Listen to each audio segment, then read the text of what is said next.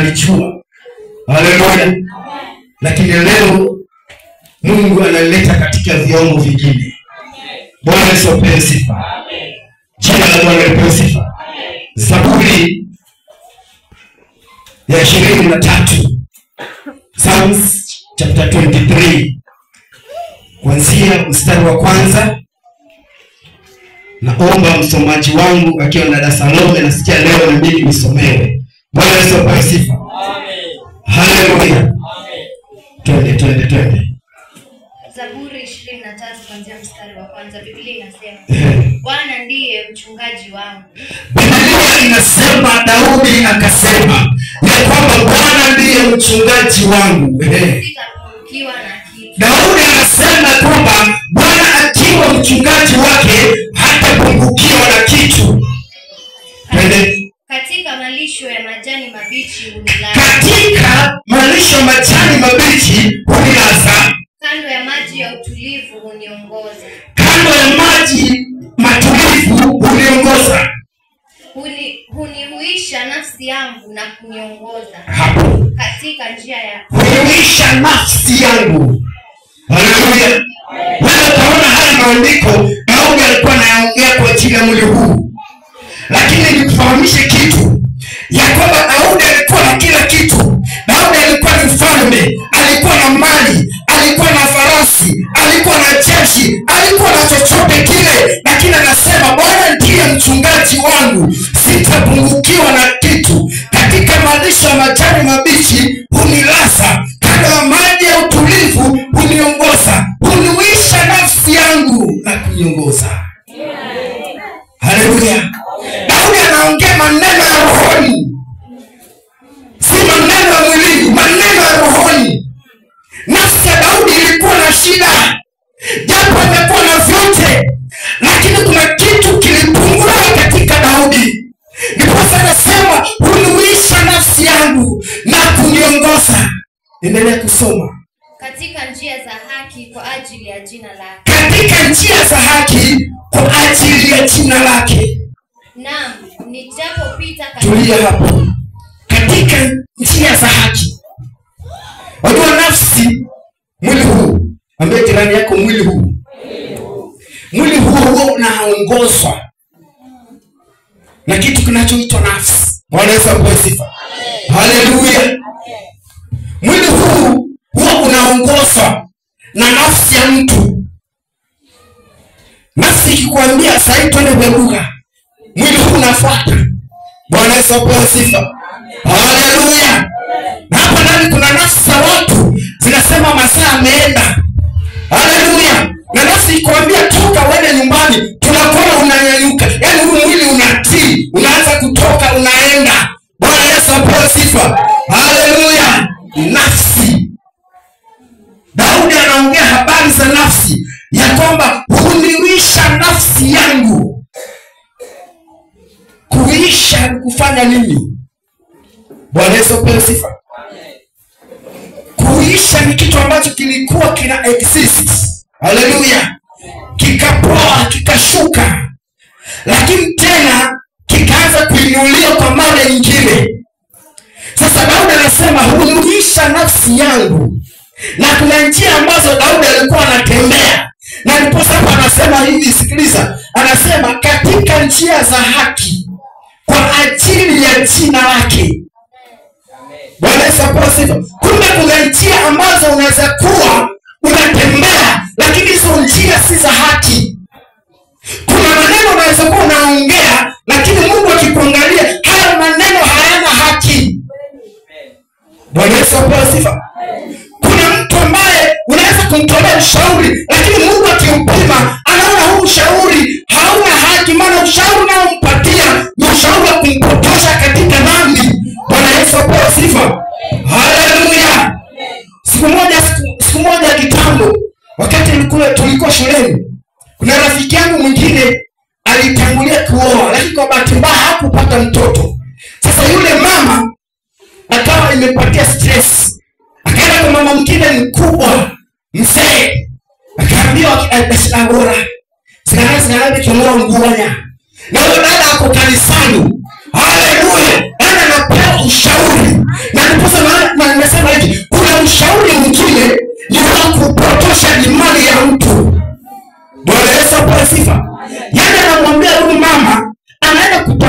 anamshauri mama, nitafanyaje? Labda ndani ya moyo wake alikuwa na azimio ya kwamba Bwana labda atamuongelesha, atamwambia simama kwa Bwana uone utukufu wa Mungu.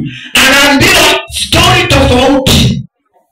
Bwana Yesu asifiwe sana. Haleluya. Huyo mama akaja akatuambia, akaniambia mwana, labda Bwana mimi alivyoserekia, muda nilikuwa na muamini ndani ya moyo wangu, lakini ule ushauri amenipa mwana Mungu. Bwana Yesu asifiwe. Haleluya. So kuna ushauri ambao unaweza pewa lakini si wa haki. Bwana Yesu asifiwe sana. Sasa hapa Bwana anasema katika njia za haki kwa ajili ya jina lake. Kwamba kila kitu ambacho tunachofanya ni kwa ajili ya jina la Bwana.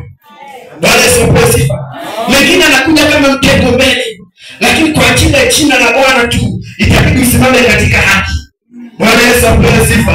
Haleluya. Itabidi ulinde takatifu kwa sababu ni haki.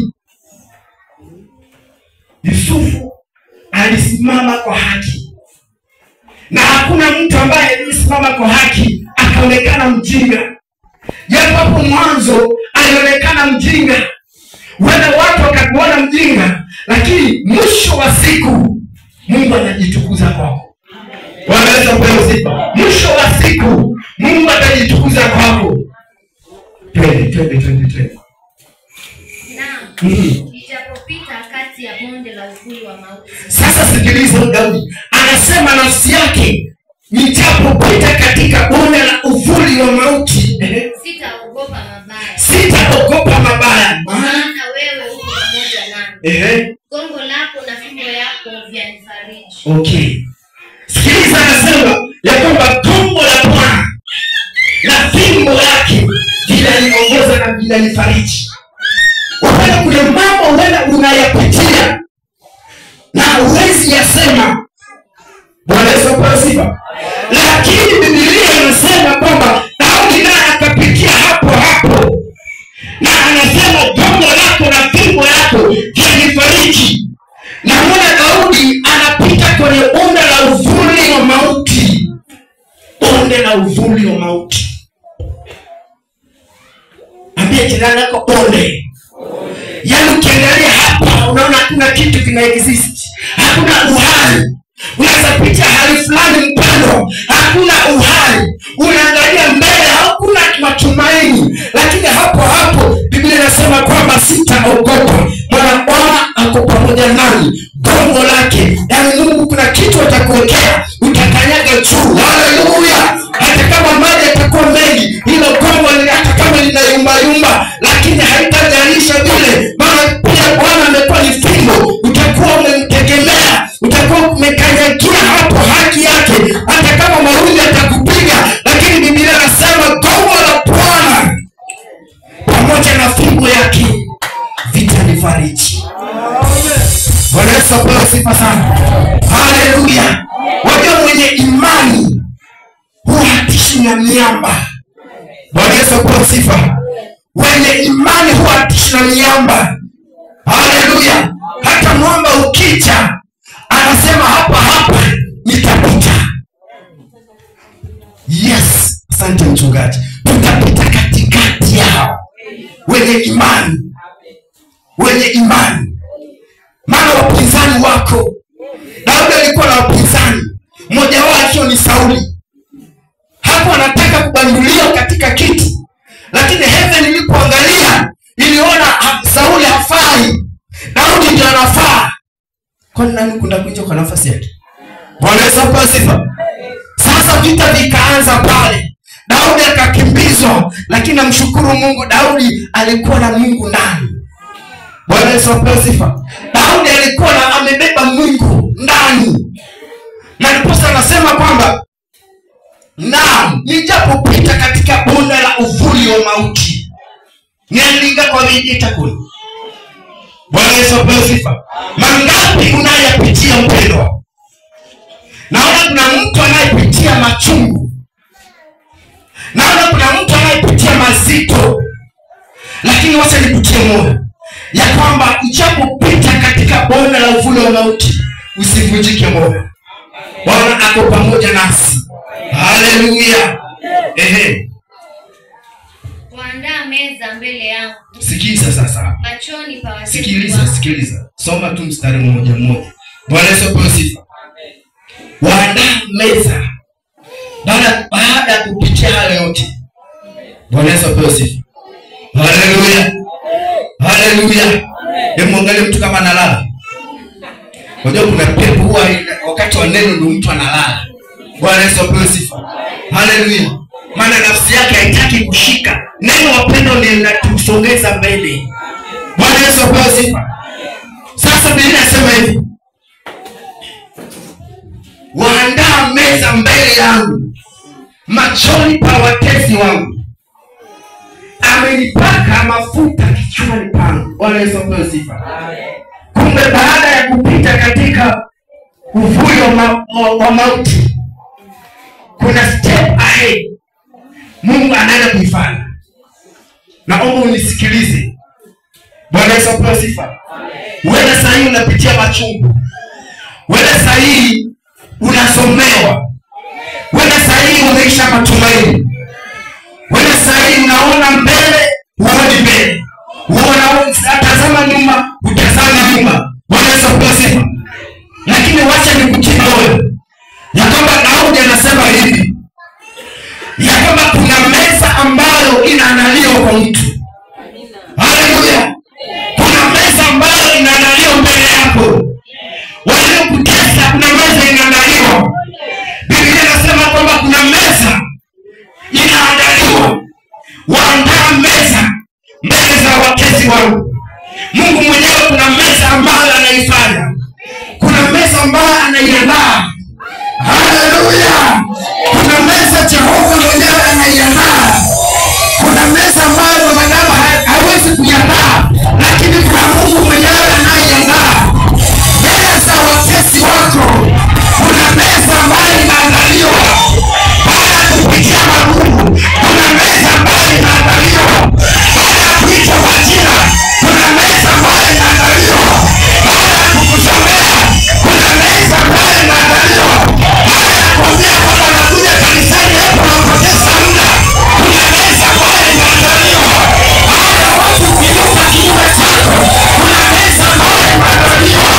Baada ya watu kusema vibaya, kuna meza ambayo inaandaliwa. Baada ya wazazi wako kuona kwamba wameshindwa, kuna meza ambayo inaandaliwa. Na meza ikaandaliwa upendo. Kuna kupita utapita.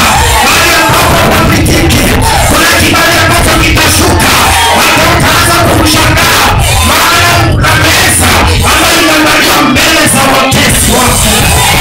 Haleluya. Mbele za watesi wako. Nasikia neno lishuke ndani ya nafsi yako. Ya kwamba kuna watesi wamekusukuma ya kwamba kabla kuanguka. Lakini kuna meza inaandaliwa mbele zako.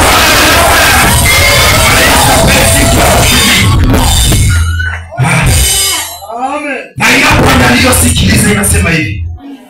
Umenipaka mafuta kichwani pangu. Kuna mafuta ambayo yanakuwa yamepakwa.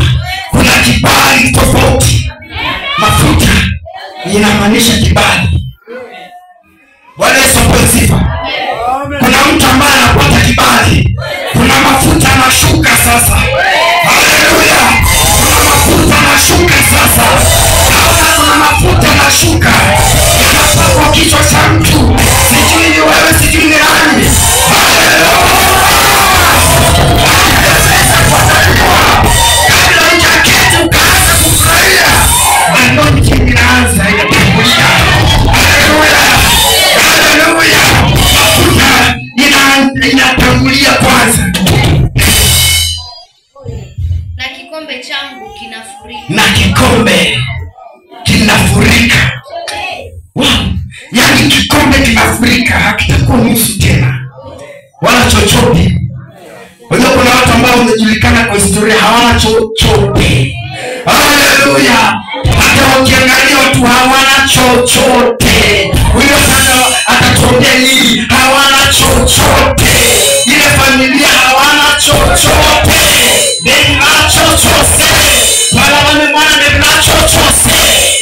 hawana, pesa hawana, mifuko hawana, deni na chochote, lakini kuna meza na kuna kikombe.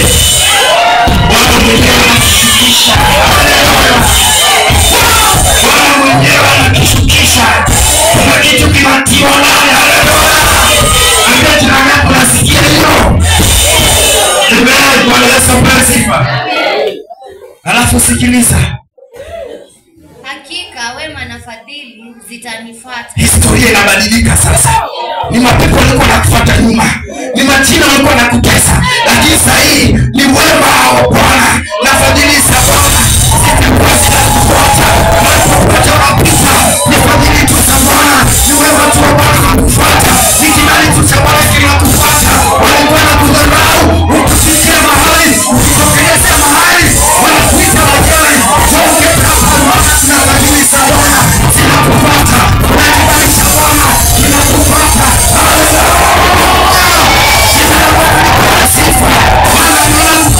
Historia ya mtu.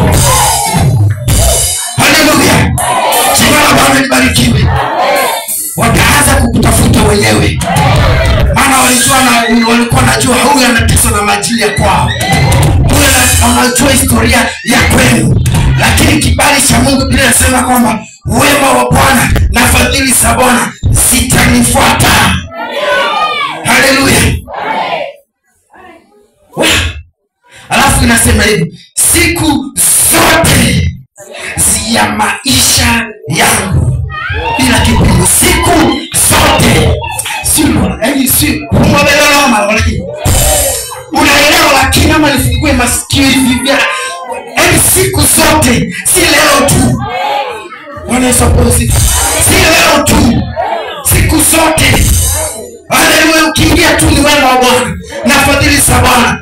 Bwana Yesu apewe sifa. Hebu malizia. Nami nitakaa nyumbani mwa Bwana milele. Amen. Sikiza. Napenda. Nami nitakaa nyumbani mwa Bwana milele. Baada ya Bwana kufanya hayo, hakuna kitakachonizuia kukaa nyumbani mwa Bwana. Haleluya. Baada ya Bwana kunipatia kibali, hakuna kitakachonizuia kukaa nyumbani mwa Bwana. Mbele za Bwana nitaenda, nyumba ya Bwana nitaenda, hata upinzani uinuke. Haleluya. Watasema kwamba huyu amepungukiwa, tutaenda nyumbani mwa Bwana. Jina la Bwana libarikiwe, maana hapo ni usiri ya ushindi iko. Simama kwa miguu yako. Simama kwa miguu yako. Wajua hii nyumba ya maombi. Haleluya. Hatukuwa hivi mnapotuona hivi. Hatukuwa hivi, tulibandika majina tu. Haleluya. Hata bado wengine wanaendelea kutubandika majina tu. Lakini kadri wanapoendelea kutubandika majina, hapo ndipo wema wa Bwana unazidi zaidi. Hapo ndipo fadhili za Bwana zinazidi zaidi. Hapo ndipo kibali cha Bwana kinazidi zaidi. Haleluya. Wanaposema kwamba tutalisha nini watoto? Mungu atatupatia neema, tunalisha watoto, tunafundisha, na wengine wanakuja, tunavuka. Bwana Yesu apewe sifa. Ndio mikono yako juu. Na wimbo ambao tumesikia wimbo, umenitenda mema. Fungua moyo wako na sikia wimbo. Na mambo kama si Mungu ungefika mahali umefika. Jaribu kuangalia historia yako kweli kabisa. Kama si Mungu ungefika mahali uko. Kama si Mungu ungepona. Kama si Mungu heshima ingetulia. Haleluya. Umenitenda mema. Umenitenda mema. Umenitenda mema. Yesu.